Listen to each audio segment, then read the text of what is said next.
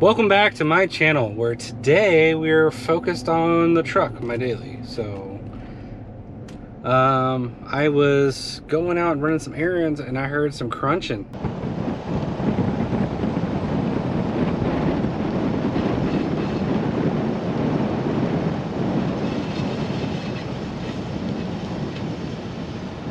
On the rear brakes. I had to go back to my videos and figure out, did I replace the rear brakes just ready? Did I just replace the rear brakes? I thought I did. But when I went back to the video, I only did the front brakes. So I went and picked up the parts and everything, and I'm kind of just doing a quick little drive around to see if I can hear the crunchiness of the brakes. I'm going to put my seatbelt on because I'm a jackass. I didn't put it on.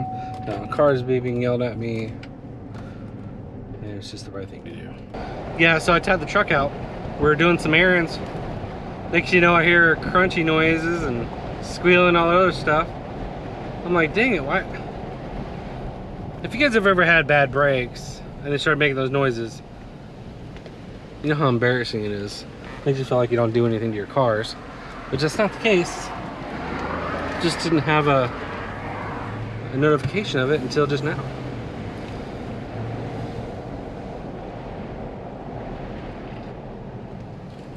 Okay.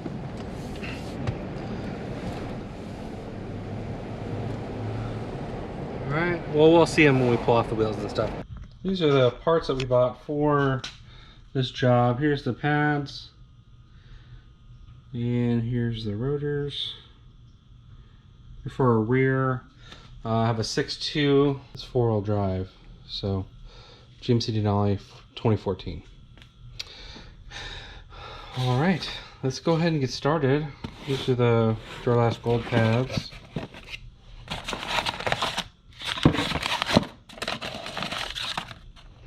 Nice pads. Okay. New mountings. Alright. So we'll just get some brake cleaner out of here. Yeah. Okay. And take the wheel off. Alright, these are the tools you're going to need to do this job. You need a breaker bar. You're going to need a good ratchet. Well, you're going to need an 18 millimeter, you're going to need a 13 millimeter, and you'll need a 22 millimeter for this job. Okay, this is for the 22 is for the rims, the lug nuts. The 18 is for the big bracket that you have to take off, and the 13 is for the sliders. This just makes life a lot easier. Any way to tie up your calipers so they're not hanging on the brake line. As long as it's not hanging on the brake line, you're fine. So that's what I use that for. And adjustable wrench always helps too. This is a brake caliper set where you push the caliper back. So that's what works good for that. You need some good lighting, and you'll need some brake cleaner. Rubber mallet you may need to use to get the rotor off. Sometimes smacking it will get it off. Alright, let's get started. Get my jack under there and we'll go ahead and get started. This shouldn't be too hard. Now that I got the rim off, it's good to take this whole thing off because I'm going to have to replace the whole caliper. I'm going to take the caliper off now. That way I can take the rotor off. And the way to do that is you got 2 screws right here on the back. So there's screws right here. So there's this one down here and one down here. Okay, that'll take off this whole bracket, and then we'll remove these 2 screws right here. That way we can take the whole unit off.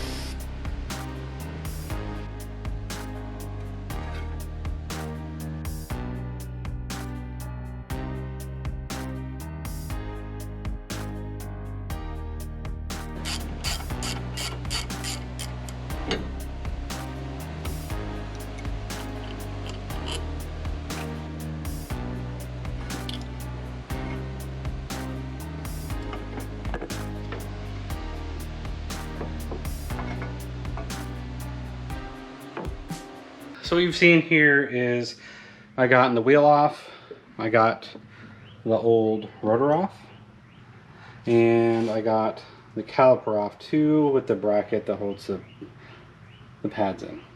So letting that rest there. Now we're going to go ahead and put the pads inside here. We used a 13 to take this off, and we used an 18 for the big bolts that holds the whole unit on. Okay, let's go ahead and push the caliper back. Is what you'll see now is we'll push it back, and then what we're going to do is we're going to put the pads on here, rest it on here, slip that thing on, and we're good.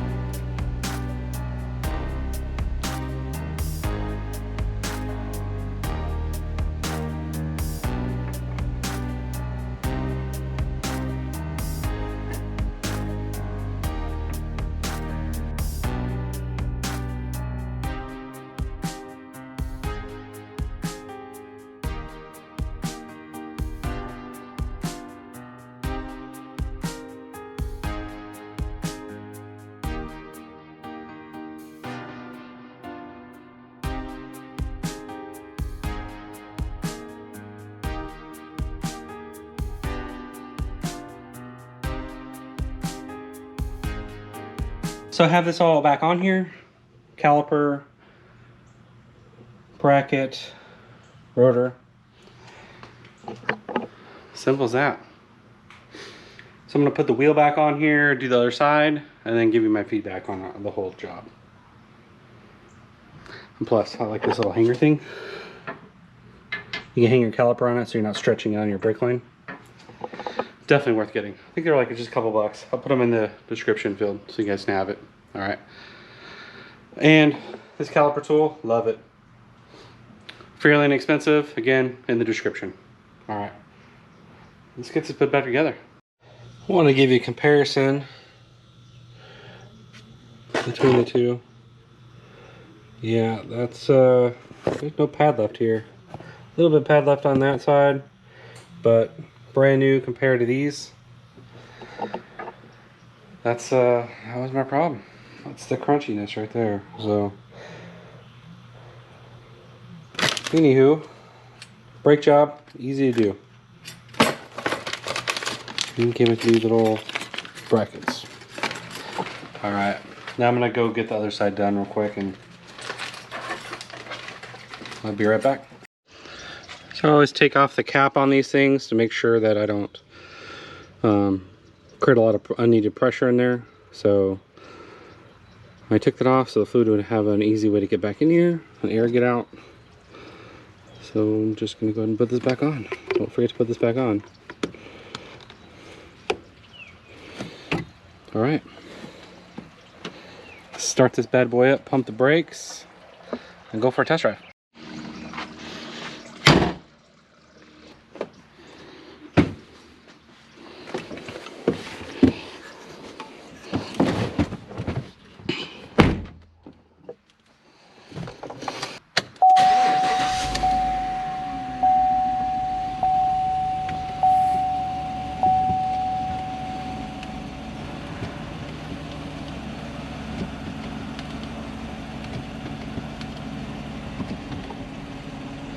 So the first pump of the brakes went straight to the floor. That's expected. So second, third, stiffen up really quick. So if you're ever testing your brakes, be very careful. When you leave your place, just make sure you can stop before you start picking up momentum. So what I like to do is just put it in drive, hold the brake, make sure the car will stay, so the car's staying, and then I inch out, just testing the brakes, make sure it feels good. And then before I get on the main road in my little area, I'll do some hard braking up here before I actually leave my development. So just some precautionary stuff. You don't want to go out there if you definitely don't want to go on the main road around other people if your brakes feel squishy and you don't feel safe. If it feels real hard or feels like the car's not going to stop, there's something wrong. Okay? All right, let's go run through its paces.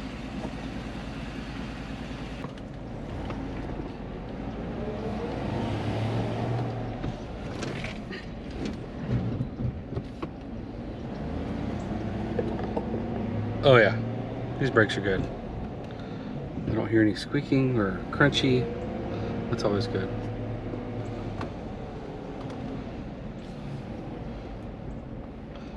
I don't feel any hesitation.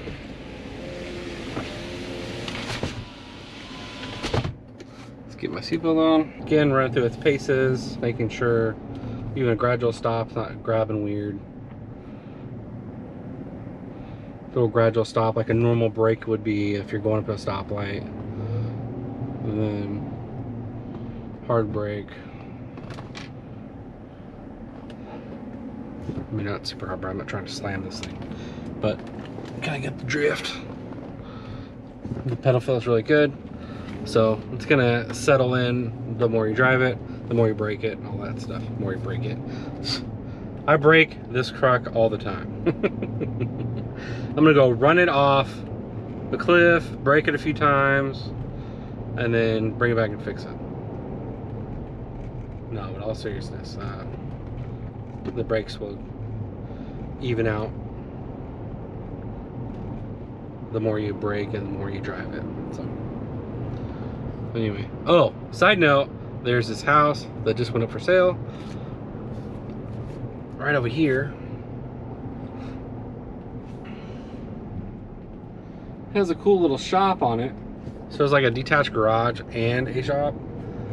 So we went and took a look at it. It is 6,100 square feet, but and it has a pool, and so we're like, okay, well, let's go take a look at it. You know, it has 5 acres of land, and we're like, let's take a quick look at it, see if we like it. And then we kind of got hit sticker shock. I guess the price of houses right now are pretty crazy.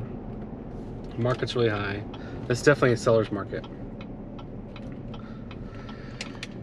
So we get in there, like, okay, well, we're asking $985,000. So basically $1 million house. I don't make that kind of money. No way. So I was like, well, I still want to look at it to see what it's all about, because it suits all my other needs. Property, shop's already built, and a pool. I've always wanted a pool. Living in Florida, pool is a great option. Well, we get there, we expected all these high-end appliances, high-end, just everything. Just, you know, like high-end fixtures, lighting, all that stuff. And it just wasn't there. So we're like walking through, it's just, it's like the maple color wood everywhere. And it was built in 2001. And we're like just not seeing why they can think they can ask for almost $1 million for it. And we're like, well, maybe $700,000, probably a good price of that house, but no $985,000. So we walked away from it. And I really want to know if anybody buys the house. You know, based on the outside of the house, it looks like, oh my God, this place is amazing. When you walk in, you expect like chandeliers everywhere and all that good stuff. But no, it's just a good sized house. Very humble, but They did have a detached garage. It was like a 3-car garage, and that thing had a man cave with a pool table on top of it. Second story. It was really cool looking, and I like that. That was kind of a seller. And then they had a detached shop a little further back, and then I think it was like a 30 by 40. It was one of those drive-through ones where you can drive right through it. It would meet all my needs for doing YouTube and working on cars and stuff. And the house had the pool, but the bedrooms, there's like 4 bedrooms up top, and they both had Jack and Jill bathrooms, good size. And then the master bedroom, really good size on the bottom floor. But with our kids gonna be 18 here soon, and hopefully going off to college and, you know, living their thing, I think the average now is the kids stay at your house until they're, what, 40 now? I don't know how it works now, but my kids actually have pretty good drive, so I have actually really good kids. It's just, I'm going off on a little tangent. Anyway, so back to the house. Wasn't exactly what we thought we would see if it was $1 million house. If I had $1 million, I definitely, that would not be the house I'd buy. Now, $600,000 or $700,000, that's a little different. That'd be something I'd consider, but even that, I don't want a mortgage that high. I think my current house is worth around $300,000, you know. But anyway, it's not like we live in the best city ever. I live in Leesburg, Florida, right? If it was like Winter Garden or some fancy place, I don't know, Miami, I don't know, somewhere expensive, but not Leesburg. Oh, but the cool thing is we were talking to our the real estate agent. She actually sold, or I'm sorry, she bought Matt house from Obsessed Garage. That was kind of cool to hear. I was like, you know, he's obsessed. Like, it was an interesting conversation. She said he's a great guy. And, you know, I would expect that too. He's not one of the type that look fake at all. She had nothing but good things to say about him, and the house was amazing. I didn't ask how much she bought it for. I should have asked, but.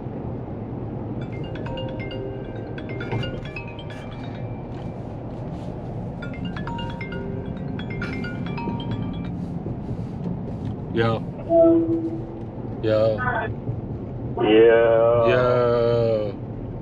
So it's gonna make a pizza and split it with you. Ooh, but you weren't here. So what are we doing for food? Do you want to have pizza? I think they ate cereal. You know what that means. Wait, you just ate cereal? The girls ate cereal, so we can get our own food. Yeah. Well, I'm still doing homework, so I was hoping to just eat something here, like splitting a pizza. Oh, okay. So me bringing well, home. I don't really want. You don't want me to bring home food then? That's pretty much what I heard. You're like, no, I want to eat home and save money. Bring home food. Oh, now you're changing your story. So now you want to go out and eat. So here's the thing. I want to stay home. I don't want to leave. But if you're willing to get food, then that changes the thing. Did you? The objective. When you started dialing numbers, did it say Grubhub when you did it, or how's that work?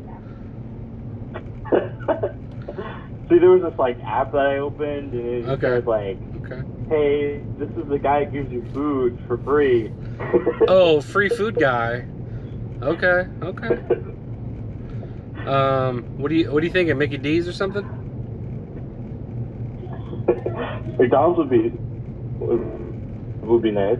I mean, I don't really have a say in this. I mean, you're the one getting it. I am. But McDonald's would be nice.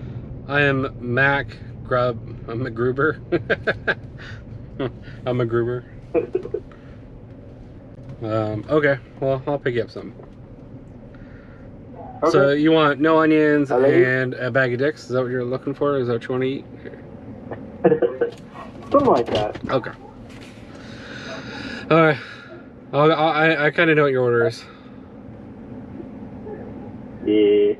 We usually get the same thing, so. Yeah. Well, Except you like pickles, but. well, I don't get pickles anymore. Anyway. Okay. Well, you get your homework done, and I'll bring home food. Alright. I'm at Jimmy's house now. There we go. Nah. I'm at Jimmy's house now. I'm gonna pick up some sheets and drop off this new shirt I got him. Is that one of the shirts that you got was for him? Yeah. Huh. I didn't realize that the shirt was for him. What did it say on it? Something about questioning his masculinity. I don't know. Just something weird. Alright, I'll see you when you get home. All right. Later. Later. Bye. Bye. All right. Well, this concludes the truck video. Brakes are super easy to do. I recommend doing them yourself. There's no reason to go pay someone else to do it, unless you want warranty and you just don't feel like doing it. If you don't have the tools, really? I mean, it doesn't. You don't need a air compressor. You don't need air gun. You can use just a breaker bar and just do that. Nice breaker bar. You can get one for under 20 bucks. Nice old tool set. Get for, I don't know, 40 or 50. And then that little brake tool was 20 bucks. You don't even need that. You can just use a more $2 C-clamp. All right. Well, anyway, if you guys have any questions, put them down below. Until next time, guys, have a good one. Bye.